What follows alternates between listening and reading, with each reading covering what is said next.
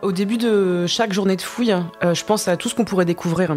Les sites sud-africains, ils sont vraiment intéressants parce qu'en fait, les restes archéologiques, ils sont vraiment très bien préservés. Donc on a beaucoup de restes d'animaux, mais aussi des restes de charbon, de graines qui parfois ont plusieurs dizaines de milliers d'années. Et c'est vrai qu'il arrive de me dire que quand je fouille, que je me tiens vraiment à l'endroit où il y a 80 000 ans, des hommes et des femmes préhistoriques étaient peut-être en train de faire cuire une pâte d'antilope, et je trouve ça assez émouvant.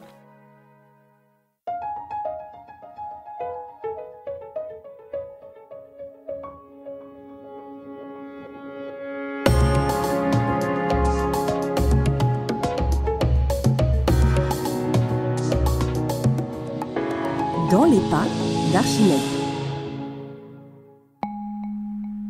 Comment parvient-on à une découverte scientifique ? Quel chemin faut-il emprunter ? Et quel rôle le temps et le hasard jouent-ils ? Dans les pas d'Archimède est une série de podcasts d'Aix-Marseille Université qui donne la parole à ces chercheuses et ces chercheurs parmi les plus éminents pour raconter l'histoire d'une découverte qu'ils ont faite. Dans cet épisode, Aurore Val, archéozoologue, nous conduit à la préhistoire en Afrique du Sud sur les traces des chasseurs-cueilleurs. Je m'appelle Aurore Val, je suis archéozoologue. Je suis rattachée au laboratoire méditerranéen de préhistoire Europe-Afrique du CNRS, à Aix-en-Provence, qui est rattaché à l'université Aix-Marseille. Alors il y a deux catégories en fait de spécialistes qui s'intéressent aux restes d'animaux. Il y a les paléontologues, qui s'intéressent plutôt à des questions liées à l'évolution des espèces, à leur apparition, à leur disparition, à la reconstruction des écosystèmes, donc du milieu naturel. Et la deuxième catégorie, c'est celle des archéozoologues.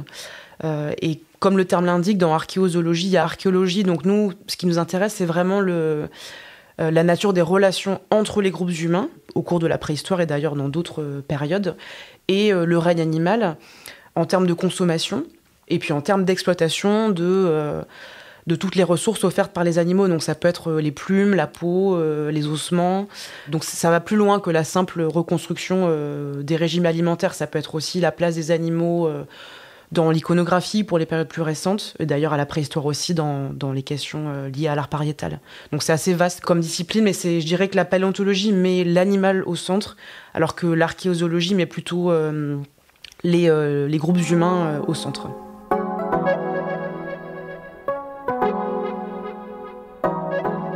Moi, j'étudie les interactions entre les groupes humains et les animaux à la préhistoire en Afrique australe. Et en 2019, j'étais à l'Université du Cap, en Afrique du Sud, pour étudier le matériel archéologique du site de Deep Kloof Rock Shelter. Et en particulier, le matériel archéologique qui m'intéressait, c'est celui qui est associé à une culture de la préhistoire sud-africaine qui s'appelle l'Oviussenspoort, d'après le nom d'un site éponyme. Et l'Oviussenspoort, c'est une période qui correspond à une phase d'innovation culturelle et technologique. Par exemple, on voit apparaître des nouveaux types d'outils en pierre et certainement d'armes qui sont confectionnés à partir d'une maîtrise technique très importante des adhésifs, donc de la colle et du feu. Et c'est également une période au cours de laquelle on voit que les groupes humains développent ou adoptent des comportements symboliques, alors peut-être pour chercher à marquer leur appartenance à un groupe en particulier. Et à Deep Kloof, on a retrouvé des centaines de fragments d'œufs d'autruche décorés de motifs géométriques. Alors, on ne comprend pas encore très bien l'ensemble des facteurs qui permettent d'expliquer cette phase d'innovation culturelle. On pourrait avoir affaire à des pressions démographiques, par exemple, qui pourraient être liées à des changements climatiques et qui créeraient des tensions entre ces groupes humains. Au contraire, on pourrait avoir affaire à une période de plus grande connexion ou connectivité entre ces groupes humains. Et dans les deux cas, il y a un besoin de marquer son appartenance identitaire.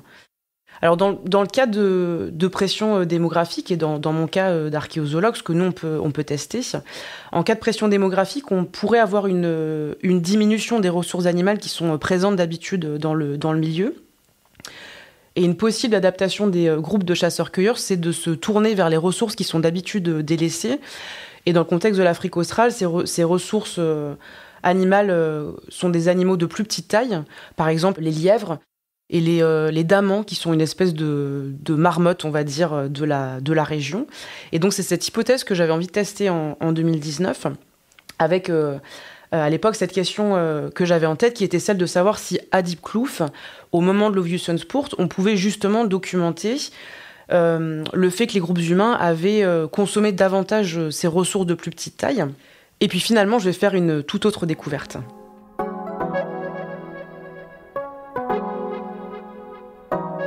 En archéologie, il y a plusieurs grands types de fouilles. Il y a les fouilles de plein air, où là, tous les restes archéologiques sont en surface. Donc, c'est du matériel qui a été préservé par des sédiments, donc par des sols, qui par la suite ont été retirés par érosion, par le vent, par la pluie. Et par ailleurs, on a des fouilles en abri sous roche. Donc, ces sites qui se trouvent à l'entrée de grottes ou en pied de falaise. Et en Afrique australe, on a beaucoup de ces sites archéologiques en abri sous roche, dans lesquels on trouve une accumulation de couches archéologiques qui, en théorie, s'accumulent donc les unes au-dessus des autres et qui, en théorie, correspondent à des moments différents. Et dans ces abris, en Afrique australe, les surfaces de fouilles, elles sont très petites, en fait. On fouille quelques mètres carrés. Et on fouille extrêmement doucement, en fait. On brosse, on expose le matériel plus qu'on ne fouille, en fait. On prend beaucoup de photos et on enregistre la position exacte de tous ces objets dans leur niveau archéologique. Ensuite, on nettoie les objets, on leur donne un numéro qui correspond à leur position exacte dans le site. Et puis, en général, à la fin de la fouille, on range ces objets dans des boîtes qui sont ensuite entreposées à l'université, au musée qui est associé au projet pour y être étudié.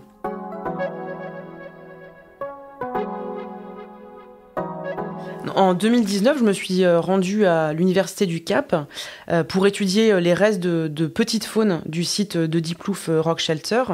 Et là, j'ai passé plusieurs semaines à ouvrir des dizaines de boîtes. Et un petit peu par hasard, en fait, j'ai commencé à remarquer ces ossements de félins qui portaient des stries de découpe. Alors, un ossement isolé avec une strie de découpe, c'est excitant pour une archéozoologue, mais bon, en soi, ça ne dit pas grand-chose. En revanche, c'est vraiment la répétition de ce schéma sur 2, 3 ou plusieurs de ces ossements qui, là, devient intéressant parce que ça se transforme en signal. Et c'est vrai que c'était assez excitant comme découverte. Et il se trouve que j'avais fait mon mémoire de master sur le dépouillement des petits carnivores à la préhistoire. Donc j'ai rapidement fait le lien entre ces stries de découpe sur les ossements de carnivores du site de Diep Kloof au retrait de la fourrure. Et à partir de ce moment-là, c'est vrai que j'ai complètement mis de côté ces restes de damans et de lièvres pour me concentrer sur les carnivores et les félins en particulier. Et là, ce qui était assez intéressant dans le cas de ces restes de carnivores de Diep Kloof, c'est qu'en fait, les stries de découpe, je les observais principalement sur des ossements du crâne et de pattes, de léopards, de caracals et de chats sauvages. Donc, c'est-à-dire des animaux, des carnivores solitaires, nocturnes et plutôt dangereux, dont a priori la consommation, on va dire, alimentaire n'est pas forcément la priorité pour les chasseurs-cueilleurs. Alors, à aucun moment, on peut exclure que ces carnivores aient été consommés pour leur viande aussi. Mais c'est vrai que sur ces ossements que j'ai pu étudier, on voit bien que les stries de découpe, elles sont associées à des pratiques de dépouillement qui ont l'air assez soigneuses et qui semblent indiquer que les fourrures ont été retirées entières pour a priori donc être utilisées ensuite. Alors passé ce premier moment d'excitation, je suis rentrée dans la phase un petit peu fastidieuse de sélection des restes et puis surtout de description et de vérification. Donc j'ai repris cette cinquantaine de boîtes, une par une, pour en extraire de manière assez systématique l'ensemble des restes de carnivores, et puis pour essayer de comprendre un petit peu mieux ce que nous disait ce schéma. Donc j'ai regardé les ossements au microscope, et puis je suis allée à Pretoria, dans le grand muséum d'histoire naturelle, qui m'a permis d'avoir accès à des collections modernes de squelettes de mammifères sud-africains, pour effectivement confirmer qu'il s'agissait bien de restes de léopards, de caracals et de chats sauvages.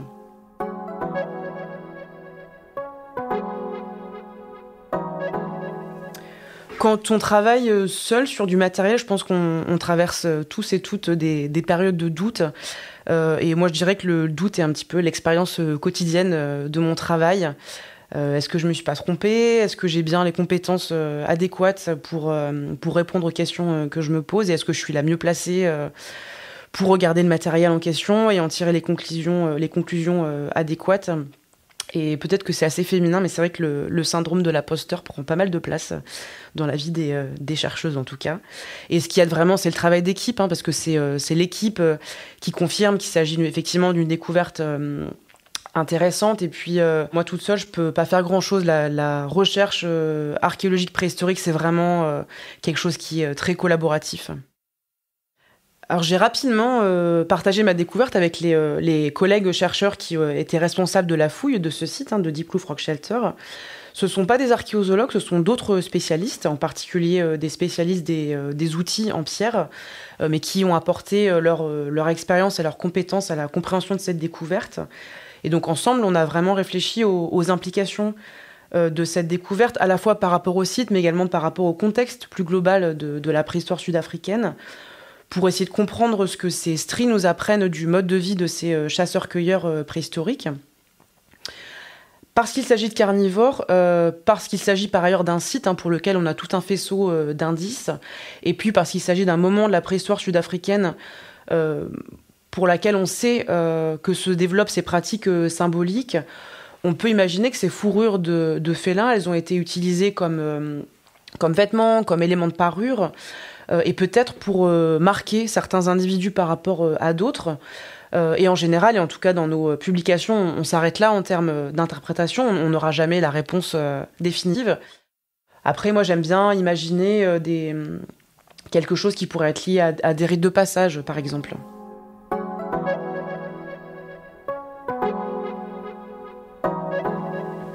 La découverte en elle-même, elle ne suffit pas. Ensuite, il faut beaucoup d'énergie pour continuer le travail, et c'est-à-dire pour présenter les données de façon détaillée, pour qu'elles puissent être comprises et appréciées par le reste de la communauté scientifique. Et donc là, il faut se plonger dans la littérature qui existe à la fois sur le sujet, la région et la période, mais aussi sur d'autres périodes et d'autres régions du monde. Et ça, c'est un aspect qui renvoie vraiment au temps long de la recherche. Et puis par ailleurs, je suis repassée par une énième phase de vérification. Je suis retournée une dernière fois vérifier mes interprétations au Muséum d'histoire naturelle. J'ai re-regardé une dernière fois les ossements au microscope. Et l'idée, c'est vraiment que au moment de publier les données, on soit convaincu de la validité de ces données, en tout cas à cet instant T, et on est convaincu de leur utilité pour la communauté scientifique. En général, il y a personne qui revient vérifier dans le détail la validité de ces données, donc je dirais qu'il y a une certaine responsabilité au moment de la publication de ce travail.